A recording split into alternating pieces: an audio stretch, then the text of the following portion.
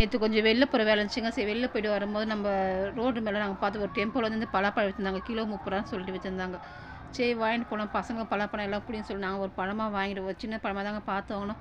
ஒவ்வொன்றும் பெருசு பெருசாக இருக்குதுங்க. நான் மீடியம் சைஸ் தாங்க பார்த்து வாங்கினேன். அங்கே வாங்கும்போது சொல்லிட்டு எனக்கு வந்து பழமாக பார்த்து கொடுங்க, நீங்கள் கட் பண்ணுற மாதிரி பார்த்து கொடுங்கன்னு சொல்லிட்டு. ஏன்னா சில பேர் என்ன பண்ணாங்க, பழம் கொடுத்துட்டாங்க, பழமாக தாங்க நீங்கள் வீடு போய் கட் பண்ணி பார்க்க நல்லாங்க சொல்லுவாங்க. ஆனால் வந்து கட் பண்ணி பார்த்தா வந்து பச்சையாக இருக்கும். அதனால் நிறைய பேர் இதுமாதிரி பார்த்துக்கிறேன் நான். அதனால் அப்போ நீங்கள் கட் பண்ணி எனக்கு காமிங்க, நான் காமிச்சா நான் வாங்கிப்பேன், நான் வாங்கிக்க மாட்டேன், கட் பண்ணி பழமாக இருந்தாலும் பரவாயில்ல பார்த்துன்னு சொன்னேன். சரி சரி கட் பண்ணி கொடுத்தேன். கட் பண்ணி கொடுத்தேன் செம்ம பழுத்து போயிருந்தாங்க. அந்த உள்ள இந்த வாசனை வேறு லெவலில் இருந்துச்சுங்க பழம் டேஸ்ட்டு. சரி வீட்டில் வந்து நானும் எங்கள் பாப்பா சேர்ந்து 2 பேர் கட் பண்ணி ஒரே எடுத்துட்டோம். எடுத்து பார்த்தாக்கா பழம் வந்து செம்ம தித்திப்புங்க. சரி பிச்சு எடுக்கும்போது ஒரு பழம் வந்து பெரிய பெரிய சொலையாக்குதுங்க. ஒரு சொலை வந்து பெரிய பெரிய சொலையாகுது.